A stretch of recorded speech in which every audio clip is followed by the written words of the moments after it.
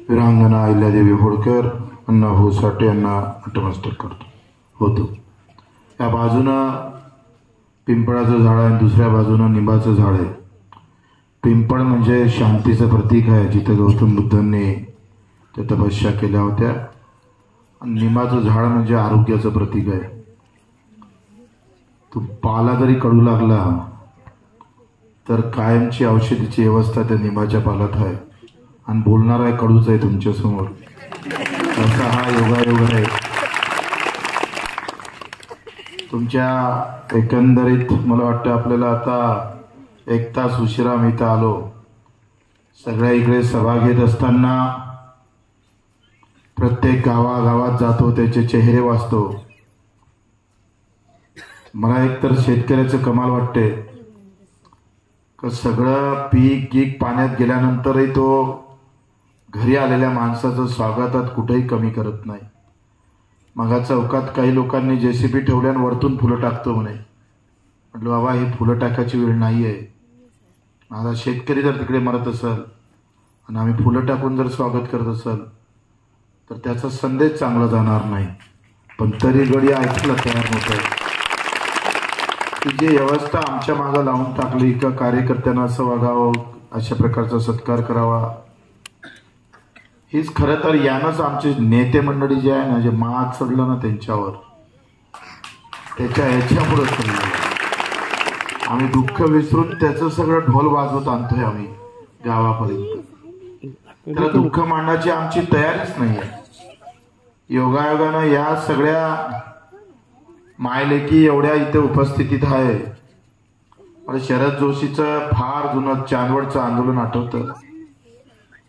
मला वाटतं सगळ्यात मोठी जगातलं देशातलं सगळ्यात मोठं आंदोलन शरद जोशीच्या त्यावेळेस चांदवडला किमान 2 ते 3 लाख महिला एकत्र झाल्या होत्या। पहिल्यांदा शेतकऱ्याची माय तिची बहीण रस्त्यावर आली होती। तो चांदवडचा दिवस अजूनही आठवतं। आपली खरंच या लाडक्या बहिणीच्या जरी असलंय तुम्हाला पैसे भेटले असेल तरी या भावाच्या खिशातूनच तुम्हाला दिल्या, लक्षात ठेवा। सरकारनं ते दिलेलं नाही। आणि त्या सगळ्या एकंदरीत सगळ्या विचाराचा चर्चा आपण इथे करणार आहोत, भाषण करणार आहोत। हे दोघे जण त्याच्या डोळ्यातून पाणी येत होते। खरं तर तो सगळं मांडत असताना त्या जो काही भावना प्रदान होत होता, ही खरं तर ही वेदनाची सभा आहे, मतमागाची सभा नाही, ही जातीची नाही, धर्माची नाही। आमची काय वेदना असेल तो त्याच्या भाषणातून खूप, आमचं तो काय नाव ऋषिकेश आहे, आमचे तोडगावकर आहे, सगळ्यांचे नाव, पण सगळ्यांनी खूप प्रचंड ताकदीचा कार्यकर्ता आहे। गेल्या 10 वर्षापासून मी पाहतो। मला माहितच नाही तो सरपंच झालाय, म्हणजे या गावचा सरपंच। एक कार्यकर्त्याला पद भेटलं तर त्याचे किती चांगले परिणाम। मी पण कार्यकर्ताच होतोय। मी माझ्या गावचा पहिले ग्रामपंचायत सदस्य झालो, मग जिल्हा परिषद झालोय, मग सभापती झालोय। एकाही पार्टीचा पाठिंबा नाही, कुठल्याही नेत्याला बोलावलं नाही, कुठल्याही नेत्याचा जय जयकार केला नाही, कोणत्याही पार्टीचे झेंडे लावले नाही, हिरवाय लावला नाही, भगवाय लावला नाही, निळाय लावला नाही, पिवळाय लावला नाही। जे काय होतं ते आम्ही डोक्यात तिरंगा घेऊन काम केलं। आणि मी पुऱ्या राज्याला सांगितलं का निवडून आले नेत्याचं मत पाहिजे नाही, निवडून आले या जनता जनार्दनचं मत पाहिजे। आम्ही धाडाव सांगितलं आलेलं आहे। प्रदीपला सुद्धा ज्या पद्धतीनं जे काम करतं त्यालाही खरं तर धन्यवाद देतोय। आपण फार चांगल्या पद्धतीनं इथं सभा घेतली। मला वाटतं आजची सर्वात मोठी सभा प्रदीपनं घेतलेली आहे। त्यांचं पुन्हा करावं, मला सगळ्यांना त्यांचा आभार मानायला पाहिजे, कारण लोकांपर्यंत आपण गेलो पाहिजे। कारण मीडिया आम्हाला दाखवत नाही। मीडियाचा प्रॉब्लेम काय आहे का अर्धा अधिक मीडिया हा अदानी अंबानीचा आहे। तुम्ही चॅनल वाईज जर तुम्ही सगळी माहिती काढली तर मीडिया काय दाखवतं, परळकर आणि जयेंद्र पाटलाला परळकरनं काय म्हटलं आणि जयंत पाटलाने परळकडले काय। आता त्या दोघांचं काही कुस्त्या केलेल्या तर आमच्या काय बापाचं जाणार आहे, लक्षात घ्या। मीडिया हे मुद्दा म्हणून दाखवते। नेत्याचे भांडणं हे काय मीडियाची न्यूज होऊ शकतं का हो? आय लव्ह मोहम्मद काय संबंध काय? ज्याच्यात तुम्हाला त्याच्यापासून दूर नेत आहे, लक्षात घ्या। सोशल मीडिया म्हणून हे पोराईनं जे टीम चालवली म्हणून आपली खैर आहे, लक्षात घ्या. अर्धा मीडिया तुमचा नाही. तुम्हाला कुठं घेऊन जायचंय हे सगळं षडयंत्र ठरलेलं आहे. कुठं घेऊन जायचंय, तुम्ही कशासाठी मांडलं पाहिजे, सकाळी तुमच्या तोंडातून काय निघालं पाहिजे, कुठल्या गोष्टीसाठी तुम्ही एकत्र झाले पाहिजे, हे सगळं कार्यक्रम फिट आहे. हे काही जाणून आम्ही पाहतो अचानकपणे नाही होत, हे जाणीवपूर्वक केलं जातं. सकाळी ओबीसी नेता बोलताना दिसतं, दुपारी मराठा दिसताना बोलतोय, संध्याकाळी दलित बोलताना दिसतं, आणि मग रात्री आलं तर एक म्हणते मुस्लिमाला बोलताना दिसतं. शेतकऱ्याचं बोलताना दिसतच नाही, आणि बोलला तर दाखवत नाही. तो सगळ्या जातीत आहे, सगळ्या धर्मात आहे. मुद्दामून तुम्ही भांडले राहिले पाहिजे. तुम्ही जर वाद करत राहिले, गावागावात जर तुम्ही भांडले तर सुखी कोण राहणार आहोत. तुम्ही गावात भांडणं हेच अपेक्षा आहे. तुम्ही जर गावात भांडले नाही तर तुम्ही सरकारसोबत भांडणार आहे, आणि म्हणून तुम्ही गावात भांडले पाहिजे. हा राजकीय डाव आहे, लक्षात घ्या. आदिवासी, बंजारा आणि धनगरांचं भांडण, तिकडे एससी मधलं भांडण, तुम्ही गावागावात भांडले पाहिजे. हे व्यवस्थित प्लॅनिंग आहे. आणि आम्ही पाहतोय ते तुम्ही या सगळ्या याच्यातून तुमचं जे काही महत्वाचं जे काही आम्हाला जायचं असतं दिल्लीला, तुम्हाला घेऊन जातं मुंबईला. सरकार फार व्यवस्थित आहे. अहो, ज्या फडणवीसले सरकार पाळणं जमलं, दादाला सकाळी शपथविधी देणं जमलं, ईडीवर सगळ्यावर चौकशी लावणं जमलं, त्या फडणवीसला ओबीसी मराठीचा वाद संपूर्ण जमत नाही. एवढा हलका माणूस आहे का फडणवीस? त्याला सगळं जमतंय, पण ते भांडणातच त्याची मजा आहे. तुम्ही भांडत राहिले पाहिजे. कापसाला भावनी मागायचं, आरक्षण मागायचं रे, खबरदार जर कापसाचा भाव मागाल, कारण कापसाच्या भावाला पैसे द्यावं लागतं, आरक्षणाला जीआर काढावं लागतं. इतका फरक आहे उसमें. तुमच्या गावात किती नोकरीवर लागले, या गावात किती लागले असेल नोकरीवर, किती लागले माहित आहे का तुम्हाला? किती किती लोकसंख्या आहे, कोण आहे गावचं, कोण आहे, किती जण नोकरीवर लागले? 15 जण आतापर्यंत. 10, 15, 75व्या वर्षापासून देश स्वातंत्र्य झाल्यापासून 15 पोट्टे नोकरीवर लागले. आता इथून 75 वर्षामध्ये अधिक 15 लागत. किती लागत रे? झाले 30. त्या 30 पोट्टेसाठी केवढा मोठा वादा सुरू आहे. बच्चूकडचा दावा आहे. आरक्षणाचं तुम्ही भांडा, तुमचं बरोबर आहे, ठीक आहे, पण बच्चूकडचा दावा आहे का माझ्या कापसाला जर 15,000 रुपये भाव भेटले, सोयाबीनला जर 10,000 भेटले, तर अख्खं गाव चुकी करण्याची ताकद शेती प्रश्नामध्ये आहे. अख्खं गाव चुकी होतं. अरे नौकरी की क्या बात कर रहा है, देवेंद्र तेरे लड़के को भेज दे, 2 लाख रुपए महीना देने को तैयार है. और दुसरं काय नाही पाहिजे राजा, फक्त भाव पाहिजे. स्वातंत्र्यापासून एकच नारा आहे रे, भाव दे रे, भाव दे रे. भज्याचे भाव वाढले, आलू गोंड्याचे भाव वाढले. पोंगा पंडित 5 रुपयात भेटत होता, 5 पैशात भेटत होता. तो पोंगा आता त्याच्यात कांदे टाकून 10 रुपयात विकते. सगळ्याचे भाव वाढले, पण आमचे भाव वाढत नाही. मी आता एक कर्मचारी भेटला, मला एक सभा होती. मी सहज त्यांना विचारलं, काका तुम्ही नोकरीवर कधी लागले? तो 1964 मध्ये लागलो. इतकं वर्ष, 1964 मध्ये. तेव्हा त्यांना पगार भेटत होता 165 रुपये. किती? 1964 ला लागला आणि 165 रुपये महिन्याचा पगार भेटायचा. तेव्हा कापसाचे भाव 150 रुपये होते. एका पगारात एका मास्तरचा पगार, एका क्विंटल मध्ये एका मास्तरचा पगार होत जाईल. आता मास्तरले त्याला पेन्शन विचारलं किती आहे, तर त्याचं पेन्शन आहे 60,000 रुपये. पगार सहायला 164 रुपये, 65 रुपये, आणि घरी बसल्यावर पेन्शन 60,000 रुपये, आणि तुम्हाला 1,500 रुपये. तुम्ही 1,500 रुपयात खुश आहात. असे शिक्के मारले तुम्ही, डोळ्याले पट्टे बांधून. जाते का भेटते, जाते का राहते, जाते, पण भावाले लुटते माहीतच नाही. आम्ही विचारच केला, 1,500 रुपयात डायरेक्ट बाईच्या खात्यात गेल्यानंतर माणसाचं काही ऐकते का होते? लाडक्या बहिणी करून 3 महिन्याचे पगार एकाच खट्टीत टाकले सरकारनं. 1 लाख रुपये एका महिन्यात टाकले. 1 लाख रुपये, 1 लाख कोटी रुपये. आता म्हणते पैसा नाही. अजितदादा म्हणते पैशाचं सोंग जमत नाही. मग तुला सकाळी जाऊन शपथविधी घेण्याचं सोंग जमलं ना, ते व्यवस्थित जमलं ना तुला. आता पैशाचं कोण नाही जमत, खाली होय. आम्ही सांगतोय कधी कशी कर्जमाफी करतोय. 15 दिवस ते 6 आले, कर्जमाफीच नाही, भावासहित सगळं देता येतं. हे आरामखोरे आम्हाला सांगायचे नाही. साल्यांनो लुटायचं आम्हाला सांगायचं पैसे नाही म्हणून. आणि 7.5 लाख कोटीचं बजेट आहे महाराष्ट्र सरकारचं. 7.5 करोड म्हणजे पुऱ्या जालन्याच्या प्रत्येकाच्या घरात जर आम्ही जिल्ह्यात जर पैसे टाकले तरी ते भरून उरते एवढे पैसे. 7.5 लाख करोड. 7.5 लाख करोड म्हणजे 3 लाख करोड गेले कर्मचारी आमदार गिमदाराचा पगार. 1 लाख करोड गेले शेतकरी मजूर गिजूर याच्या काही योजना आहे, श्रावणबाळ संजय गांधी सगळे त्याच्यात गेले. तरी 3 लाख कोटी रुपये शिल्लक आहे. 3.5 लाख कोटी पैसे शिल्लक आहे. कुठे गेले? शक्तीपीठ मागितला नाही, दिले तिथे. कोण मागितलं होतं शक्तीपीठ? गृहनिर्माणले 75,000 कोटी दिले. तो नागपूर ते काय म्हणतंय मुंबई ते तो भोगदा काढतं तिकडे पुण्याला झाले 3,500 कोटी. त्या नागपूरला एक पूल पाहिला, वरते एक पूल आहे तिथं मेट्रो चालते, खाली पूल आहे त्याच्यात मंत्र्याच्या गाड्या जाते, त्याच्या खाली एक रस्ता आहे रिक्षेवाले जाते, त्याच्या खालून पुन्हा अधिकारी जातो. एकाच ठिकाणी एवढे रस्ते. आमचा पानंद रस्ता तसाच पडून आहे.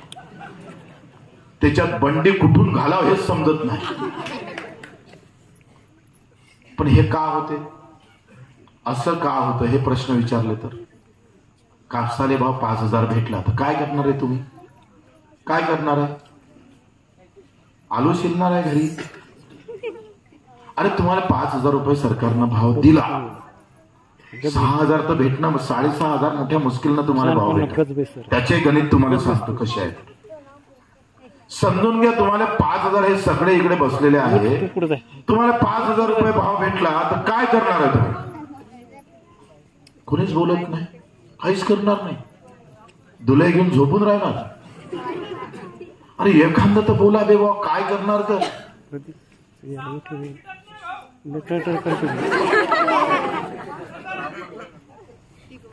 5,000 रुपये भाव जर भेटला, मी गोंदियापासून सभा घेत आलोय, मूर्तीच्या पुढचा 70-80 वर्षाचा म्हातारा उठला, जर कापसाले जर 5,000 रुपये भाव भेटला तर हा म्हातारा जरी असला तरी देवेंद्रजीच्या घरासमोर जाऊन फोडफाड केल्याशिवाय राहणार नाही. एक भेटलाय, 350 सभा झाल्या, 350 सभेमध्ये एक ही माइक मिल रहा है, एक ही बोल रहा है कि अगर ऐसा होता है तो फोड़ डालेंगे, साले तोड़ डालेंगे.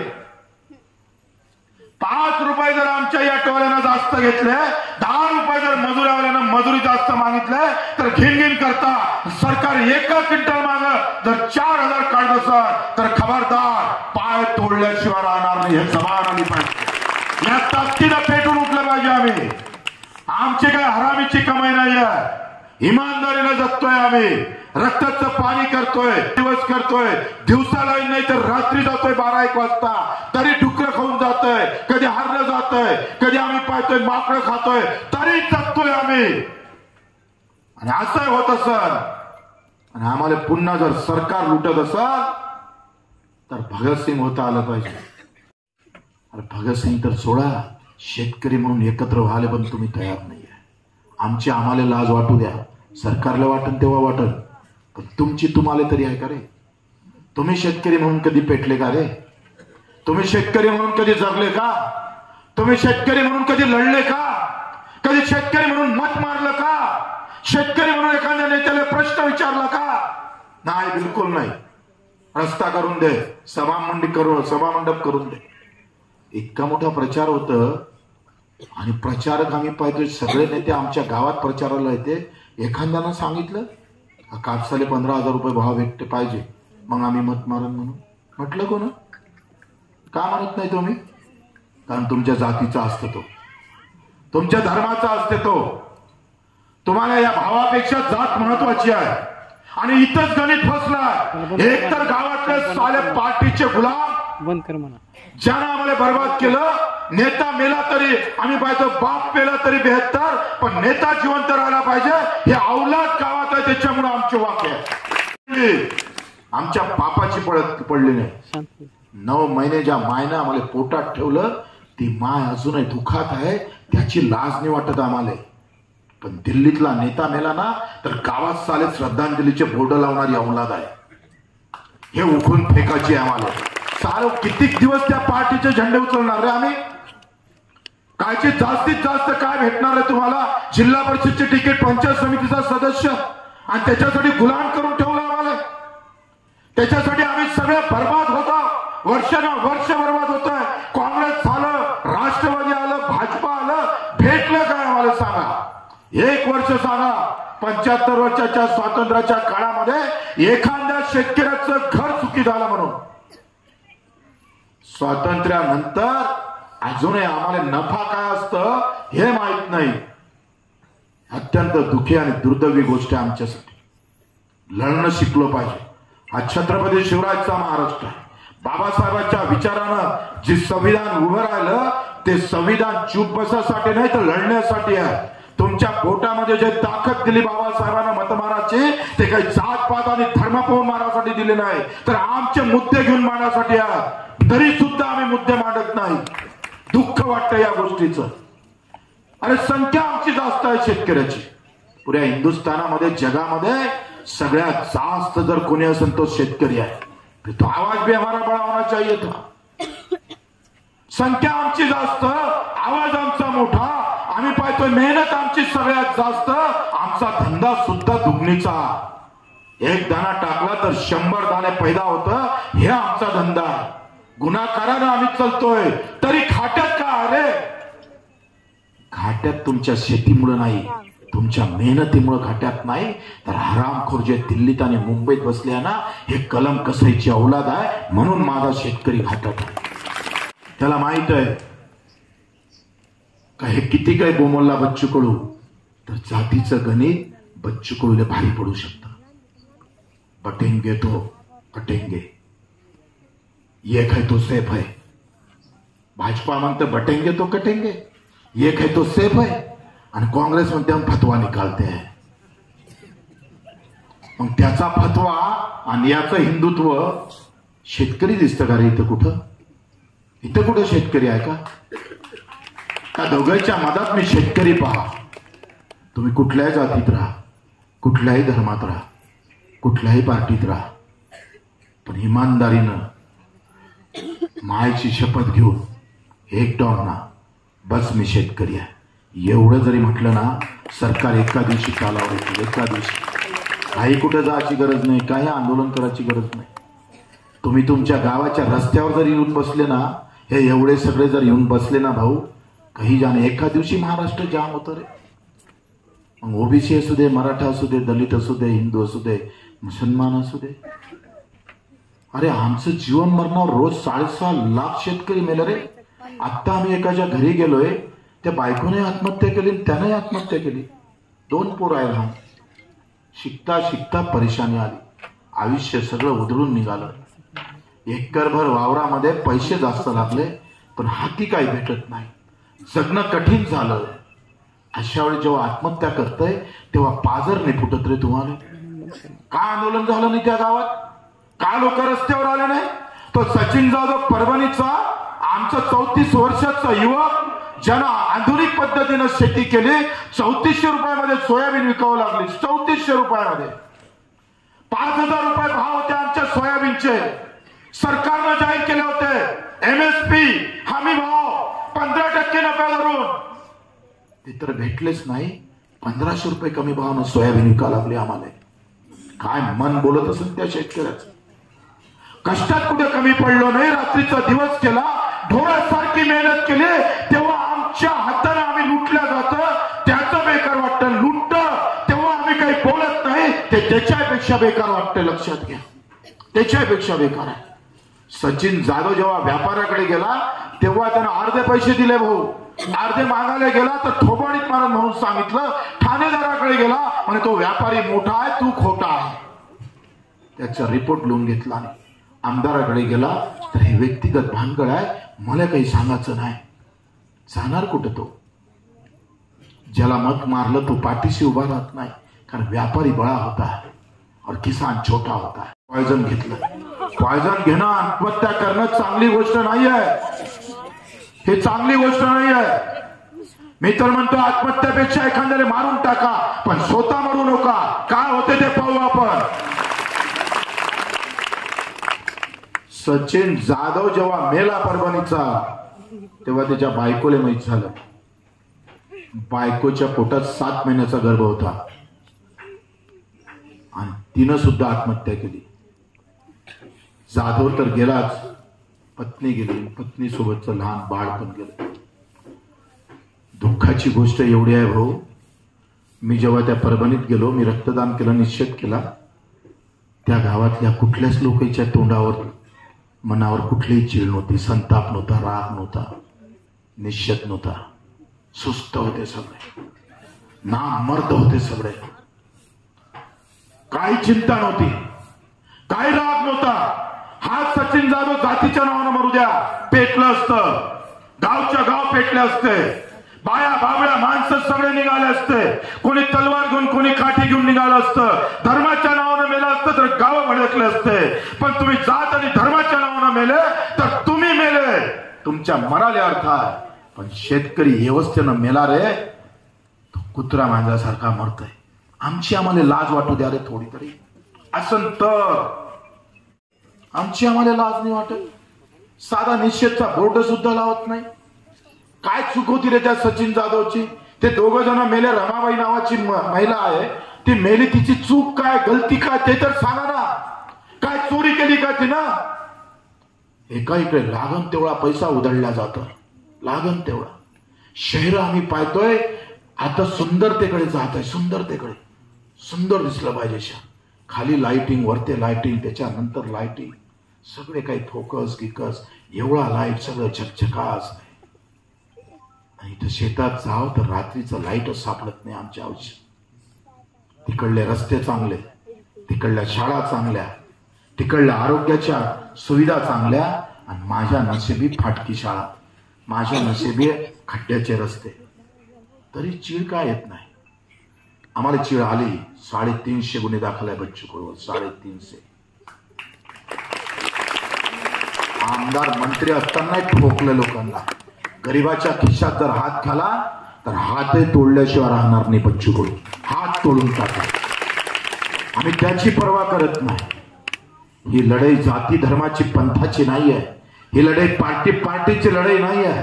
ही लढाई जिल्हा परिषद आणि पंचायत समितीच्या आणि विधानसभा आणि लोकसभेच्या निवडणुकीच्या पुरती मर्यादित नाही आहे. ही लढाई वेदनेची आहे, दुःखाची आहे, माझ्या रागाची आहे, संतापाची आहे, माझ्या लुबाडणुकीची आहे.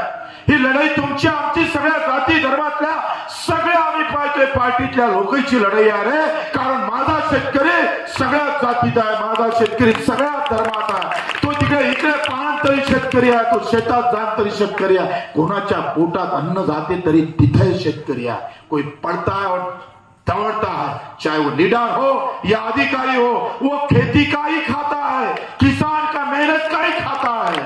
सब में मेरा किसान है. किसी कवि ने कहा है, अगर धरती का कोई भगवान है तो वो मेरा किसान है, वो मेरा किसान. त्याच्या वाट्याला एवढं दुःख येतं तेव्हा आमचं मन सत्तापून निघालं पाहिजे बाहेर. लख लख तलवारी सडकं आम्ही पाहतोय, सडसड रस्त्यावर आलं पाहिजे. लात मारली तर आम्ही पाहतोय चालत दिल्ली हल्ली पाहिजे.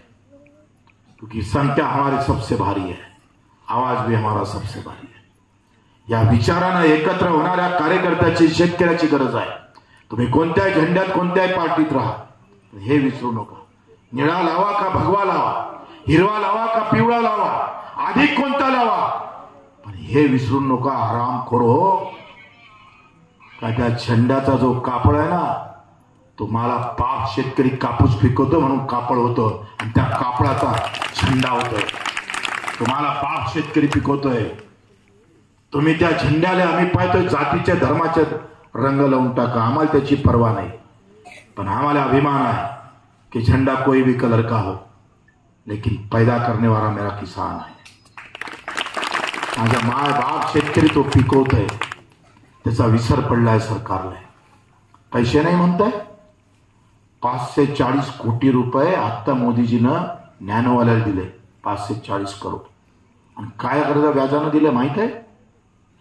0.01%.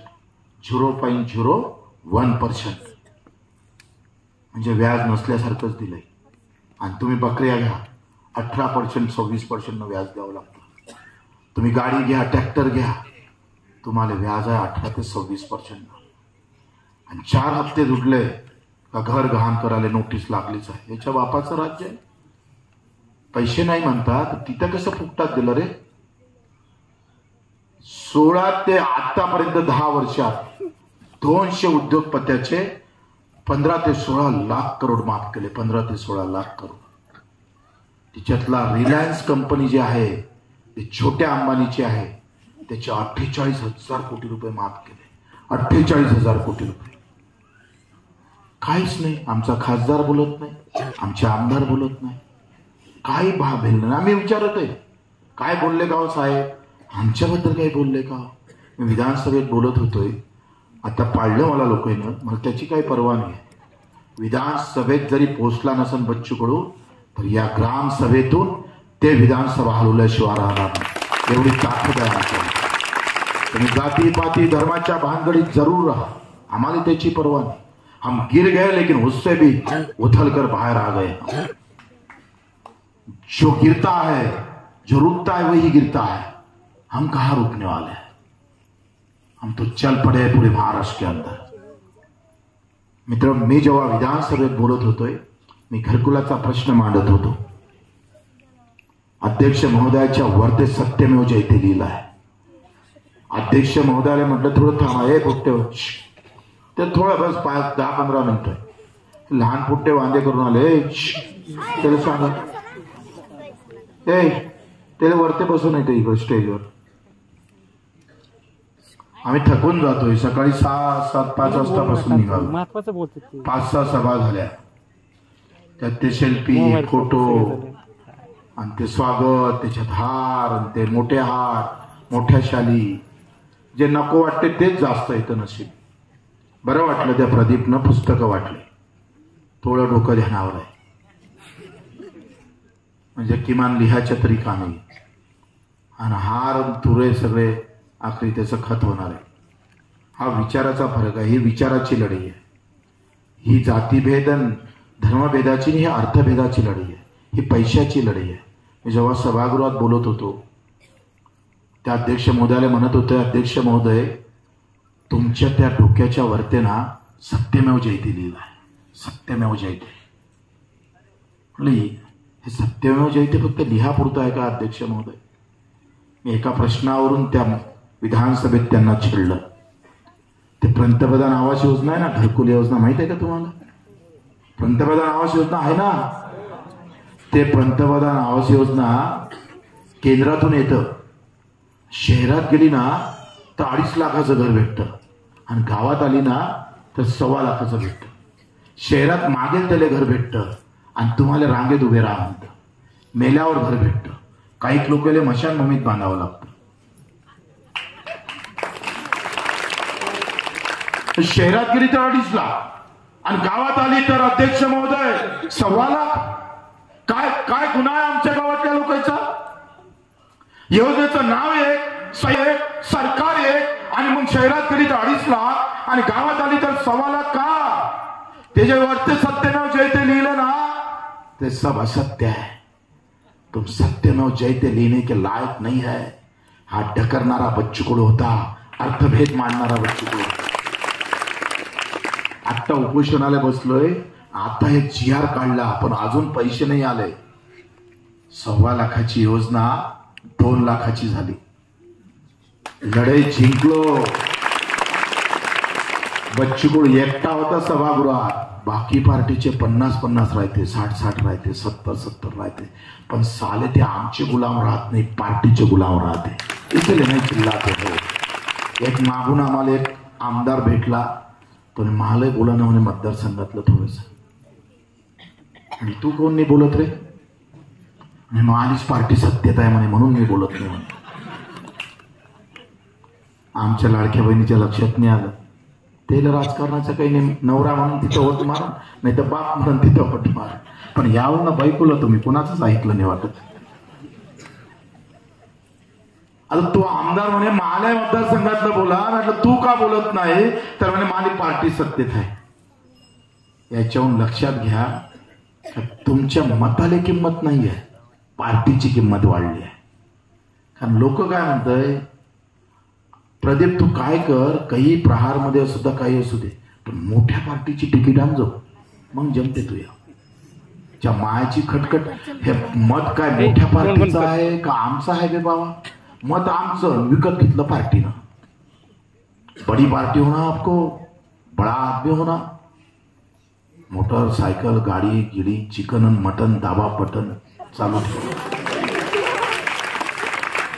पुरा सत्यानाश करून टाकला तुम्ही लोकांनी. मला तर सरकारपेक्षा तुम्हीच समस्या वाटता जास्त. उपोषणामुळे तुमच्या ह्या दौऱ्यामुळे सरकार तालावर येईन काय? म्हटलं बिलकुल नाही येणार. पण मला जर शेतकरी जर तालावर आला तर सरकार एका दिवशी तालावर आल्याशिवाय राहणार नाही. तुम्ही तालावर आले पाहिजे. तुमच्या पार्टीतला रहमान किडा जर गेला, नाही लक्षात आलं का?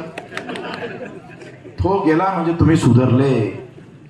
ज्या दिवशी तुमच्यातला हा किडा जाईल त्या दिवशी शेतकऱ्याचे दिवस आल्याशिवाय राहणार नाही. पण तो जात नाही. मेल्यावरही काही लोकांच्या ढोंगणाले झेंडा लावून देता पार्टी. काय ह्या निष्ठावान हरामखोरची औलाद आज मेला आणि ह्याच्या ढोंगणाले पार्टीचा झेंडा लावून गेला, मग जमते तुमचं. लई गावात निष्ठावान आहे राव. मरण पण पार्टी सोडणार नाही. मला बापही त्याच्यात होता, आजही त्याच्यात होता, मी त्याच्यात, माझे पोरही त्याच्यात. शेतकऱ्यात कधी येशील रे? शेतकरी म्हणून कधी जगशील काय रे? प्रश्न काय आहे? पार्टीत राहायचा प्रश्न नाही आहे. प्रश्न आमच्या आत्महत्येचा आहे, प्रश्न आमच्या मरणाचा आहे, प्रश्न आमच्या भावाचा आहे. पैसा नाही तो कुछ नाही, पैसा नाही तो एज्युकेशन अच्छा नाही. पहिले जातीच्या नावानं शिक्षण भेटायचं नाही, जात पाहून शिक्षण भेटायचं. आता पैसा पाहून शिक्षण आहे. ज्यादा पैसा है तो फिर संभाजीनगर जाकर पढ़ना है, उसके से भी ज्यादा पैसा है तो जर्मनी जाकर पढ़ना है, और कुछ पैसा नहीं है तो जिल्हा परिषद जिंदाबाद है. जसे पैसे तसं शिक्षण झालं भाऊ. पैसे नाही तर सरकारी हॉस्पिटल, आणि तिथं गेलो तर एका बेडवर दोघ जण झोपवते. एकाच्या पायाला जखम असते, दुसऱ्याच्या डोक्याला. याचं इंजेक्शन त्याला मारते, त्याचा येले मारते, सत्यानाश करून वापस. पैसा नहीं तर काहीच नाही. पण मेहनत वालों के पास पैसा नहीं जा रहा है, हरामखोरी करने वाले के पास पैसा जा रहा है. 2010 मध्ये आमदाराचा पगार तुम्ही ज्याला निवडून देता त्याचा पगार 70,000 होता. किती होता? आता किती झालाय? 3.5 लाख झालाय. सगळ्यात गरीब आमदार आहे आपल्या देशात. एवढे गरीब तर हिंदुस्थानात कुठंच सापडणार. त्याच्यातला अजितदादा सगळ्यात गरीब. पैसेच नाही त्याच्याजवळ. पैशाचं सोंग कसं आणू, पैशाचं सोंग कसं असू, बाजूनं हटणं. तुझं सोंग उभं करतो ना गावागावात, रोज लाता मारत जाईन लोक तिकडे. पैसे नाही अशातला भाग नाही आहे, लक्षात घ्या. तुम्हाला द्यायचा नाही. आणि काऊन द्यायचा नाही तुम्हाला माहित आहे? तुम्ही गरीब राहिले का तुम्ही तुमच्या पोरासहित जाता शहरात, पोट्ट फॅक्टरीमध्ये गार्डवर तो ड्रेस गिस घालून पोलिसासारखा. बाप खुश, 10,000 रुपये महिना, आणि ड्रेस लई चांगला आहे म्हणते. तुमच्या लक्षात नाही आलं वाटते अजून? आलं का? नाही तर लिफ्ट मॅन, ते लिफ्ट खालीवरती झाले, मग या माझी. शहर गरीब झाले तर पोरगही तिथं, बापही तिथं, माय तिथं. माय भांडे घासाले कलेक्टरच्या घरी, पोट्ट त्याच्या घरी लिफ्टमॅन, आणि बाप आम्ही पाहतो चौकीदार. जमून टाकसा. तुमच्या गरिबी श्रीमंताचं भलं आहे. खेडे गरीबच राहिले पाहिजे, कारण शहरातली व्यवस्था चांगली झाली पाहिजे. फॅक्टरीत कमी पगाराचा पोट्ट कामाला भेटलं पाहिजे. बरोबर आहे का नाही? तुम्ही गरीब राहणं हे षडयंत्र आहे. आणि तुम्ही गरीब कसे राहा? एकतर भाव भेटला नाही तर, आणि गावात आपसात भांडत राहिले तर. तिथं 24 पक्ष एकत्र होते, गावातले 2 गटच एकत्र होत नाही. असं वाटतं येले समुद्रात बुडून दुसरं गाव तयार करावं. 2 गट ग्रामपंचायत, आमच्याकडे ग्रामपंचायत आहे राव, त्याचं बजेट वर्षाचं 1 लाख रुपये, 5 वर्षात 5 लाख. आणि दोनही पार्टीला विचारलं निवडणुकीला खर्च किती झाला, म्हणजे आमचा 10 लाख आणि याचा 15 लाख. म्हटलं बजेट 7 लाख, 10 लाख आणि 15 लाख. एवढे एणपट्ट पाहिलंच नाही. प्रतिष्ठा भाऊ सरपंच झाला, घे मग टोले. आता आम्ही एकत्र कधी बसता येईल का? आम्हाला एकत्र म्हणून कधी जाता येईल का? आणि म्हणून आम्हाला सगळ्यांना विनंती करतोय भाऊ, का मी हे जे काही पोट तिरकीनं सांगतोय, हे काही मी तुम्हाला मत मागायला येणार आहे याच्यासाठी नाही सांगत आहे. मला रोज मरण दिसतंय. रोज काही ना काही कुठून ना कुठून मॅसेज असतं, बच्चू भाऊ आज इथे 2 आत्महत्या झाल्या. आत्ता मी इकडे येत असताना परभणीला, तिकडे नांदेडला 3 आत्महत्या झाल्या. 24 तासात 8 आत्महत्या यवतमाळमध्ये. 8 24 तासात. हे थांबन कधी रे? याच्यासाठी आम्ही रस्त्यावर कधी येणार आहे? म्हणून रस्त्यावर यावं लागेल भाऊ, काही करून यावं लागेल. एक डाव जर तुम्ही ह्या हसका दाखवला. प्रश्न हमी भावाचा नाही आहे. प्रश्न निवड कर्जमाफीचा नाही. प्रश्न आहे मी शेतकरी जिवंत आहे हे सांगायचं. हे सांगायसाठी आम्हाला लढायचं.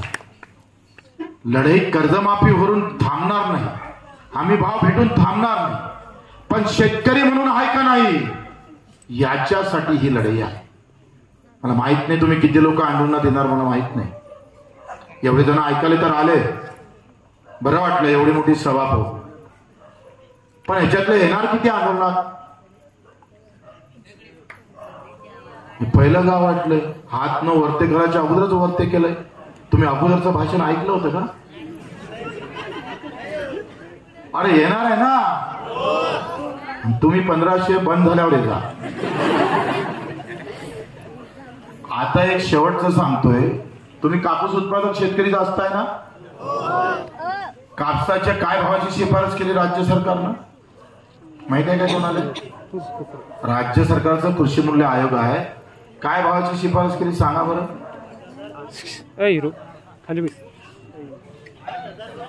हा किती? 11,000. चुकीचा आहे. राज्य सरकारनं शिफारस केली. राज्याला कृषी मूल्य आयोग असतं. एकदम नीट समजून घ्या. हे तुमचं आहे, माझं नाही आहे. हमारी लूट कैसी होती वो बताते जा रहा हूं. 11,000 रुपयाची शिफारस केली. 11,000 रुपये पर क्विंटल कापसाला भाव भेटला पाहिजे असं बच्चू कडू म्हणत नाही, या राज्यातले कृषी विद्यापीठ म्हणतं. आणि ह्या राज्यातला कृषी मूल्य आयोग म्हणतं. काय म्हणतं? का 15% नफा. तुम्हाला किती टक्के नफा? 15%. 1 रुपयाला 15 पैसे, 100 रुपयाला 15 रुपये, आणि 1000 रुपयाला 1,500 रुपये. 1000 रुपयाचं विकलं का 150 भेटले पाहिजे असं कोण म्हणते? कोणीच म्हणत नाही. असं राज्य सरकार म्हणतं. मग हे शिफारस गेली केंद्रामध्ये. तिथं मोदीजी बसल्या 56 इंच वाल्या. ये बड़ी छाती है भाई और बहनों, किसान के भी अच्छे दिन आएंगे. तर बहीणही गायब आहे, भाऊ गायब आहे. ते दोघंच जण चंगू मेंगू तिकडे रंगा भिल्ला. चारही इकून खाऊन टाक साल्याला. ते मोदी सरकारनं जाहीर काय केले भाव माहिती आहे का तुम्हाला? कापसाचे 8,110 रुपये. किती केले? किती हजारांना कमी केले? 3,000. 3,000 कमी केले. एका क्विंटल मागे किती कमी झाले? मोदीजी इथं थांबले नाही. तुमचं वाटोळं करायचं ठरवलं ते ना. मला वो जो कपास लेने वाला किसान है ना, उसको मार डालो थोड़ा. ये कम मार बैठ रहा है. मग त्यानं काय केलं? ट्रम्पचा फोन आला. वरतून थे अमेरिके वाले अध्यक्ष ट्रम्प भाई, उन्होंने कॉल किया और मोदी जी को कहा कि भाई मेरे देश में वो जो कपास है वो सड़ रहा है, कोई लेने को तैयार नहीं, आपको लेना पड़ेगा। मोदी जी बोले वो चलेगा नहीं, मेरे किसान यहाँ का वो बर्बाद हो जाएगा, है ज्यादा बात मत कर, सीधा उठा ले कपास। उठा लिया, 25 लाख गाठ लेके आया हिंदुस्तान के अंदर। हे ना, वाजवा टाळ्या, काय मस्त झालं, वाजवा वाजवा वाजवा।